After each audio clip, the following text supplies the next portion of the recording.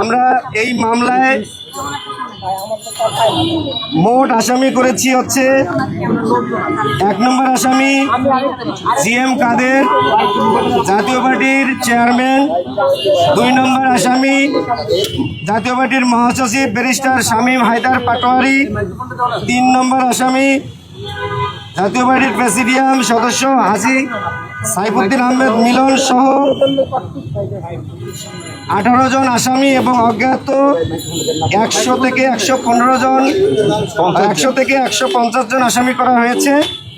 আমরা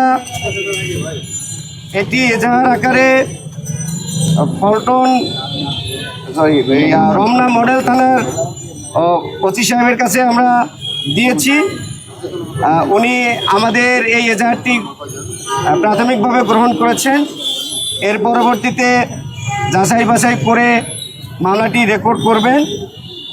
এতদ বিষয়ে আপনাদের যদি কোনো প্রশ্ন থাকে, এবং আমাদের এখানে বাদী, এই মামলার বাদী হচ্ছে বাংলাদেশ ছাত্র অধিকার পরিষদের কেন্দ্রীয় সাংগঠনিক সম্পাদক মোহাম্মদ আখতারুজ্জামান সম্রাট মাঝি।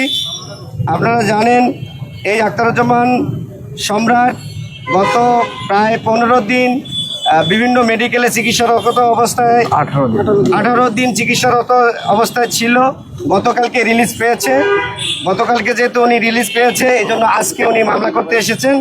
আমরা তার পক্ষ থেকে বাংলাদেশ আইনজীবী অধিকার পরিষদের নেতৃবৃন্দ, আইনজীবী অধিকার পরিষদের যুগ্ম সদস্য সচিব অ্যাডভোকেট হাবিবুর রহমান, আইনজীবী অধিকার পরিষদের সিনিয়র যুগ্ম সদস্য সচিব অ্যাডভোকেট শেখ শওকত হোসেন, আইনজীবী অধিকার পরিষদের সিনিয়র যুগ্ম আহ্বায়ক অ্যাডভোকেট খালিদ হোসেন, গণ অধিকার পরিষদের কেন্দ্রীয় সদস্য জনাব অ্যাডভোকেট আব্দুল মমিন, মোহাম্মদ মেহেদি হাসান, নার্গিস আক্তার সহ অনেক আইনজীবী এখানে উপস্থিত ছিলেন। এই মুহূর্তে আপনাদের সামনে খুব সংক্ষেপ আকারে বাদী তার বক্তব্য তুলে ধরবেন। আচ্ছা, এটা হচ্ছে যে এখানে আমরা বলেছি হত্যার উদ্দেশ্যে গুরুতর জখম।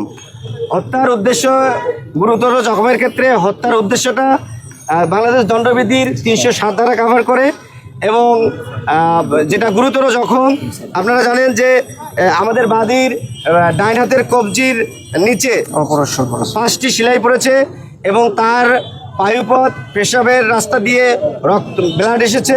সে গুরুতর আহত, এবং তাকে এখন পিঠে অনেক আঘাতের কারণে ফিজিওথেরাপি নেওয়া হচ্ছে। সেক্ষেত্রে গুরুতর জখম হিসেবে 326 দণ্ডবিধি 326 কভার করবে। এখন এই বিষয়ে কথা বলবে আখতারুজ্জামান সম্রাট, ছাত্র অধিকার পরিষদের কেন্দ্রীয় সাংগঠনিক সম্পাদক। প্রিয় সাংবাদিকবৃন্দ, 29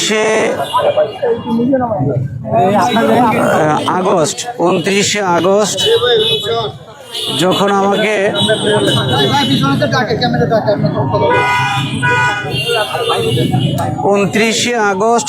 আমাকে জাতীয় পার্টি অফিসের সংলগ্ন মেন রোডে, তখন আমি স্লোগান দিতেছিলাম পিছনের সিরিয়াল থেকে আমাদের মিছিলের।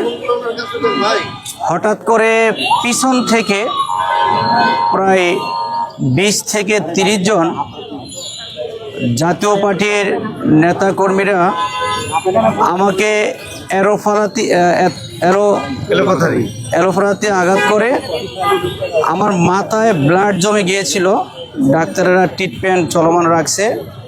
সেই আঘাতে আমার কিডনিতে ইনফেকশন হয়েছে, কিডনি ট্রিটমেন্ট চলছে। প্রস্রাবের রাস্তা দিয়ে ব্লাড গিয়েছে, তাও ট্রিটমেন্ট চলছে। পায়খানার রাস্তা দিয়েও ব্লাড গিয়েছে, তাও ট্রিটমেন্ট চলছে।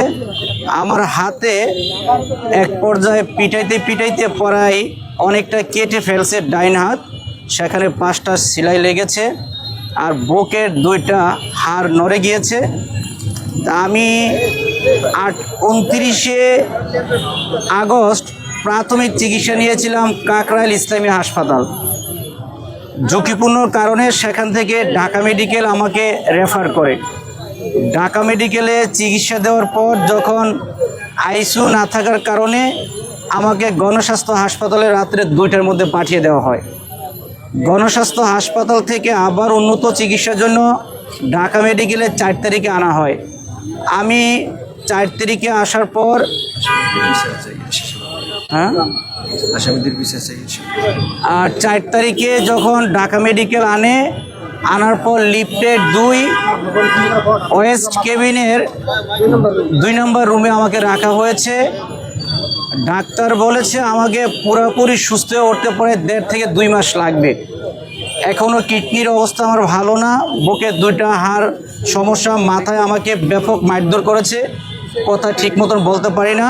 তা আমি চাই যে আসামিরা আজকে শুধু আমাকে আঘাত করে নাই, আমার চোখের সামনে আমি দেখেছি সাংবাদিক ভাইদেরকেও রক্তাক্ত করেছে, সাংবাদিক ভাইদেরকেও পিটিয়ে মাথা থেকে রক্তাক্ত করেছে।